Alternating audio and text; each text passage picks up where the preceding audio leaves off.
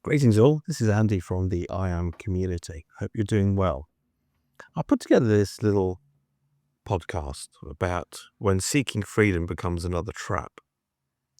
So I want to start this by saying something important. This is not an attack on anyone. This is not an exposure piece, and this certainly isn't me trying to prove I'm right and everyone else is wrong. This is just me speaking from lived experience. Because I spent years inside what people call the truth movement, the sovereign movement, the freedom movement, or whatever label people want to give it. I went there for the same reason most people do. I could see the corruption, the injustice. I could see people being crushed by systems that don't feel humane. I could see banks creating money out of thin air. I could see governments lying. I could see courts prioritizing procedure over fairness. So when I found spaces that said, "You are not crazy, you're not wrong," or "You've been lied to," it felt like a breath of fresh air. Because for the first time, something actually made sense. So I'm not coming at this from outside throwing stones. I was in it. And about 3 years ago, I stepped away from it completely. Not because I suddenly trusted governments. Not because I suddenly believed the system is good. But because I started seeing something uncomfortable. I started to see that a lot of what was being sold as freedom was actually keeping people stuck and in fear. Not free, stuck and in fear. And that's basically what I want to talk about. You see, most people who end up in these movements are definitely not stupid. They're very intelligent people. They're curious. They are observant. They're also empathetic. They feel injustice deeply. They don't fit comfortably into a world that feels dishonest. That matters. You see, these movements exist because something in the world is broken. They exist because people feel powerless. They exist because people are searching for meaning, control, and a way out. Now that impulse is human, and I honour that. But here's where things start to go sideways. People will find little fragments of real information. Maritime law, trust concepts, strawman theory, commercial codes, old case law, banking mechanics, Latin phrases, or historical documents. Now, bear in mind, some of this material has really good value, but most of it is misunderstood, but the majority of it is flat out wrong. But instead of sitting with it slowly, people start stacking interpretation on top of interpretation. And then very quickly, curiosity will turn into certainty. Not healthy certainty, rigid certainty.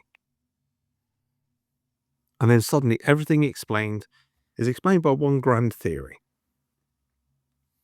Suddenly every court case is illegitimate. Every judge is committing treason. Every police officer has no authority. Every debt is fake. And every document is now void. And anyone who questions that narrative is called asleep, brainwashed, or a shill. Now that's a red flag to me. Not because questioning the system is wrong, but because real truth can withstand questioning. If an idea collapses the moment you poke it, it was not solid to begin with. Because one of the biggest problems I see is something I call the shortcut promise. The promise that there is a hidden lever, a secret process, a magic document, a special phrase, a correct way to sign your name, a code that once you crack it, you are immune. Immune from courts, immune from enforcement, immune from consequences. That idea is intoxicating, especially if you're scared, in debt, facing eviction, facing court, or facing enforcement. And obviously, everybody wants a door marked escape. I wanted that too, but here's the uncomfortable truth. Reality does not operate on shortcuts. Not in nature, not in biology, not in relationships, not in learning, and not in healing, and certainly not in law. Anything promising total immunity without responsibility should be approached with extreme caution. There's another truth under all of this that people don't like hearing.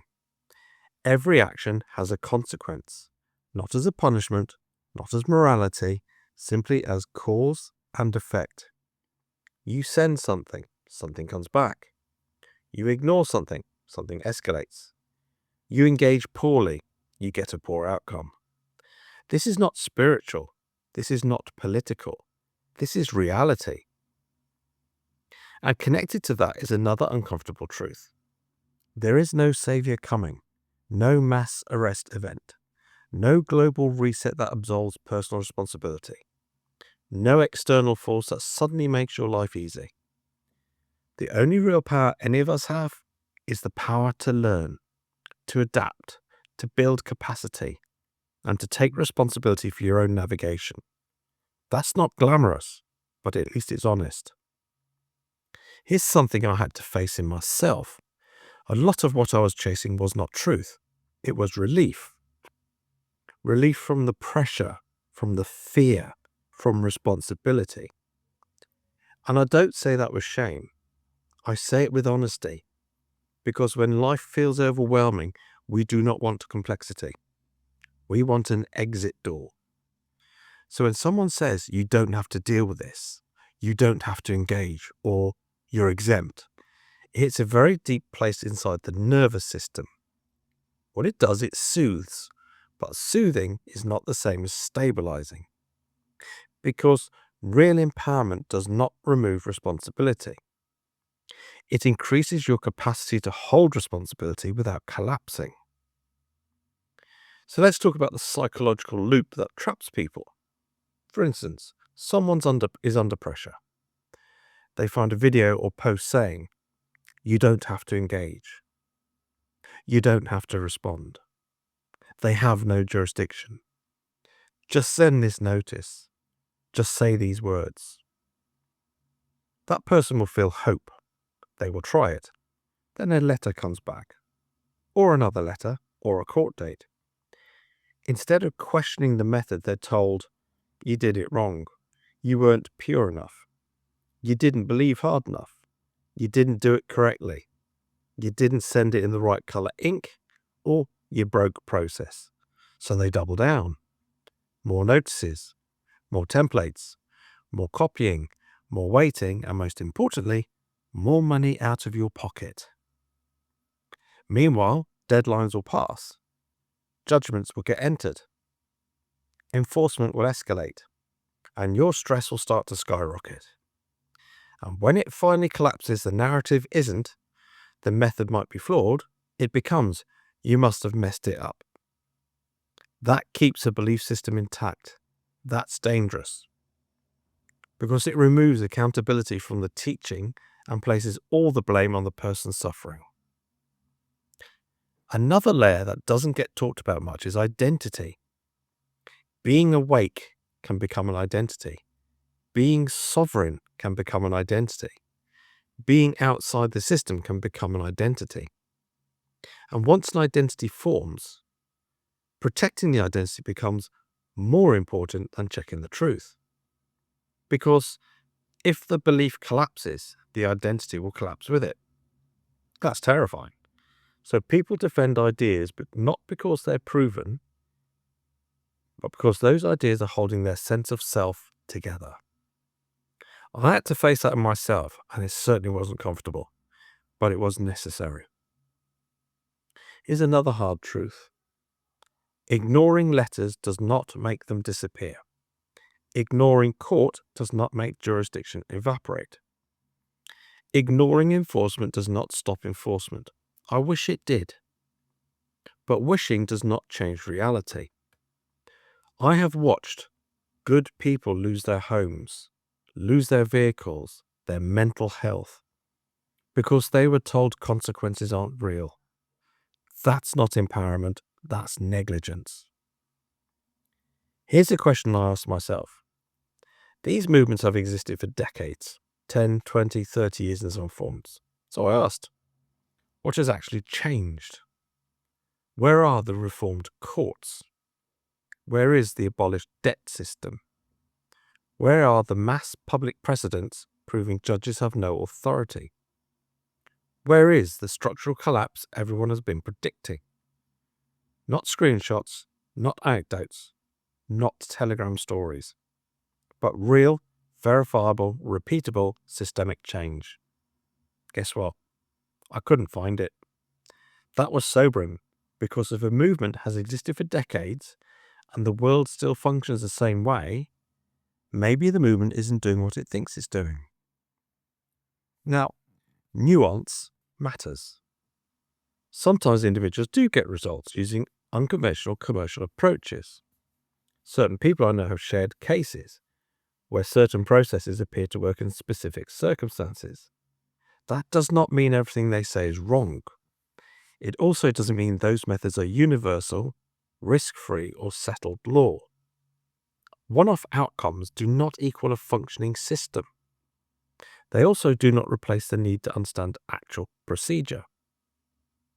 Both things can be true at the same time.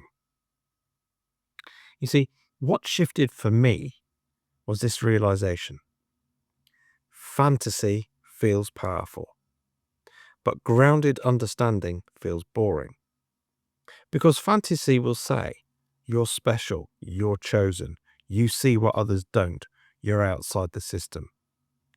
Grounded reality says, you're a human navigating complex structures. You need to learn how they operate. You need to stay calm.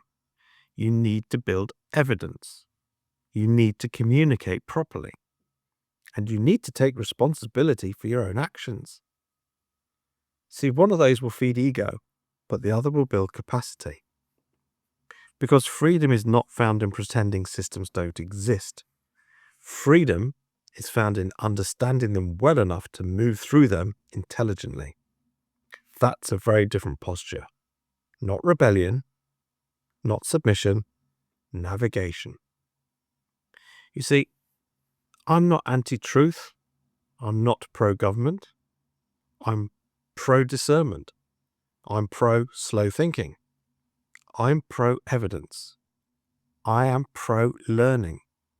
I am pro-grounded standing, which means learning procedures, learning timelines, learning how to respond without emotions, learning how to challenge things properly, learning how to document, learning how to stay regulated under pressure. None of that is sexy. None of that goes viral. But it works slowly, imperfectly, humanly. You see, something promises instant immunity, be very cautious. If something discourages learning process, be cautious. If something tells you everyone else is asleep and only you are awake, be cautious. Because real power is quiet. Real power is built. Real power doesn't need to shout. I'm not here to tell you what to believe. I'm not here to convert you to a new ideology. I'm not offering another belief system. What I am offering is orientation. An orientation toward learning instead of chanting, understanding instead of hoping, capacity instead of fantasy, grounded standing instead of imagined immunity. Not how do I escape reality, but how do I become stable, capable, and informed enough to meet reality? That question changed my life. And if you're willing to sit with it honestly, it might change yours too. Thank you for listening. Have a beautiful day.